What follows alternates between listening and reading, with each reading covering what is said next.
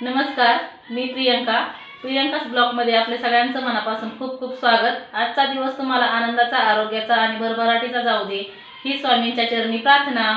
तर माझे आजपासून तुम्हाला डेली रुटीनचे व्हिडिओ येणार आहेत, त्यामुळे तुम्ही माझ्या चॅनलला लाईक, शेअर आणि सबस्क्राईब नक्की करा आणि व्हिडिओ पाहत जा। तर चला, आता वाजलेले आहेत सकाळचे 7। तर मी इथे देवपूजा करून घेणार आहे।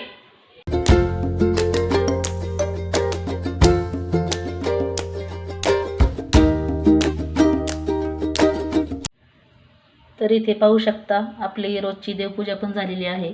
आज गुरुवारची पूजा आहे ही। तर इथे पाहू शकता स्वामींची सुद्धा मी छान अशी पूजा करून घेतलेली आहे। दिवा लावलेला आहे, धूप लावलेली आहे, मस्त अशी आपली देवपूजा झालेली आहे। आता मठामध्ये निघूया। तर इथे पहा छान अशी रांगोळी काढलेली आहे। तर इथे पहा आम्ही मठामध्ये आलेलो आहोत आणि 12चा टायमिंग झालेला आहे। दर गुरुवारी 12 वाजता इथं आरती असते। एकदम सुंदर असं हे मंदिर आहे। तुम्हाला स्वामींची मूर्ती सुद्धा पुढे दाखवते। तर चला,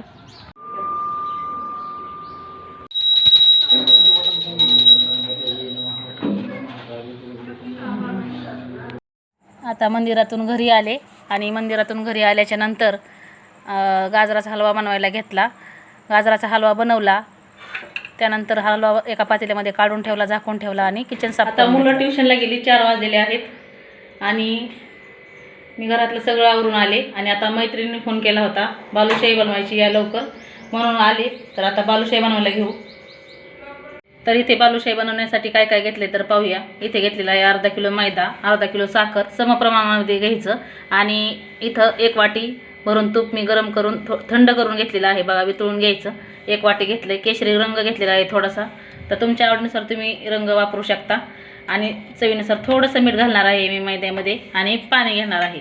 आता आपल्याला सर्वात अगोदर काय करायचं, मैदा चाळून घ्यायचा आणि त्यामध्ये थोडंसं मीठ टाकायचं। कुठल्याही गोडाच्या पदार्थामध्ये जर मीठ टाकलं ना तर तो पदार्थ छानच बनतो। आता या मीठ छान असं मिक्स करून घ्यायचं आणि त्यामध्ये आता वितळलेले हे तूप जे आहे ना ते घालून घ्यायचं आणि छान मिक्स करून घ्यायचं।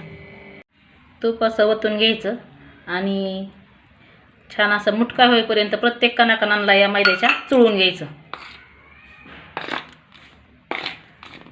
अगोदर चमच्याने मिक्स करायचं आणि नंतर हाताने मिक्स करायचं अशा पद्धतीने आणि छान असा गोळायचा, मळून घ्यायचा। पातळ कणकेसारखा नाही मळायचा, थोडासा असा घट्टसरच मळायचा आणि फक्त बोटाने कालवायचं पीठ, जास्त असं दाबून दाबून मळायचं नाही, थोडं थोडं पाणी घालत मळून घ्यायचं।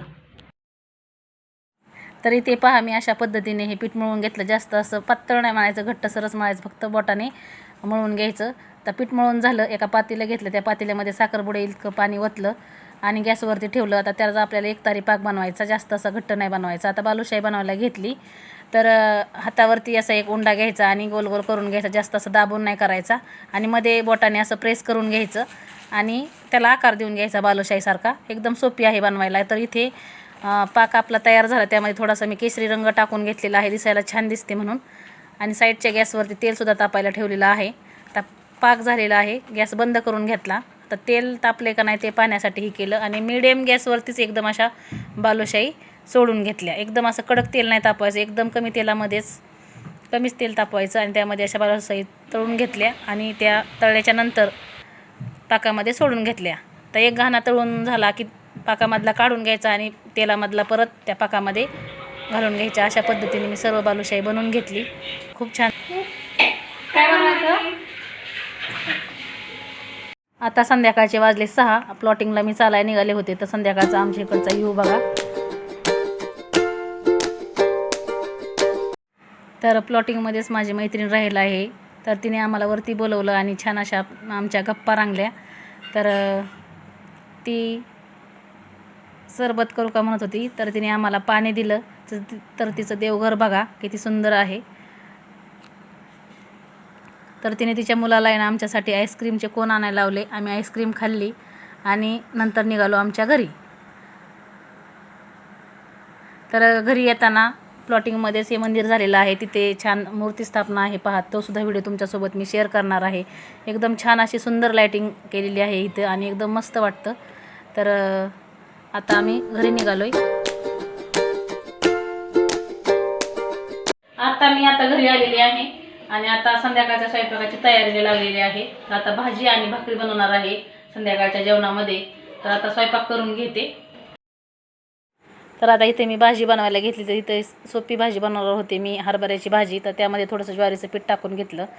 कढईमध्ये तेल टाकलं 2 चमचे. त्यामध्ये लसूण छान असा बारीक कट करून टाकला. लसूण छान ब्राऊन रंगावरती परतून घ्यायचा, म्हणजे आपली भाजी छान लागते. आणि चवीपुरतं मीठ टाकलं. मिरची पावडर टाकली तेलामध्येच.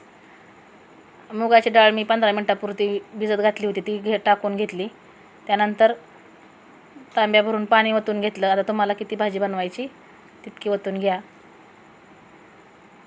एकदम छान अशी भाजी लागते. पाही भाकरीसोबत चुरून खाल्ली जाते. आता छान अशी उकळी आली, त्यामध्ये ही भाजी अशी वैरून घेतली आणि मिक्स करून घेतली छान अशी.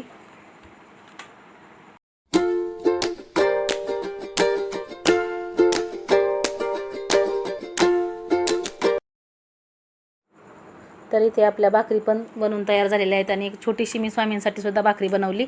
तर इथे घेवड्याची शेंग आवडीची आहे स्वामींच्या म्हणून ती बनवली. भाकरी मोडून घेतली. स्वीटमध्ये गाजराचा हलवा, त्यावर तुळशीचं पान ठेवलं, कारण तुळशीच्या पानाशिवाय स्वामी जेवण ग्रहण करत नाहीत. आणि स्वीटमध्ये परत एकदा बालुशाही ठेवली. खाली चौकोन करून घेतला आणि ताट ठेवलं. त्यानंतर गडूमध्ये पाणीसुद्धा ठेवलं स्वामींना आणि छान असं दर्शन करून घेतलं.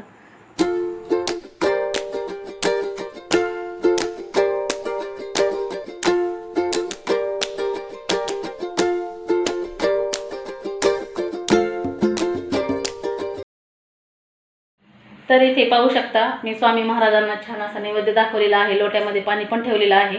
आणि आता पूर्ण माझा स्वयंपाक पण झालेला आहे. आता आम्ही जेवण करून घेणार आहोत. तर मी इथेच माझ्या ब्लॉगला एंड करते. तुम्हाला माझा ब्लॉग कसा वाटला ते कमेंट बॉक्समध्ये नक्की सांगा.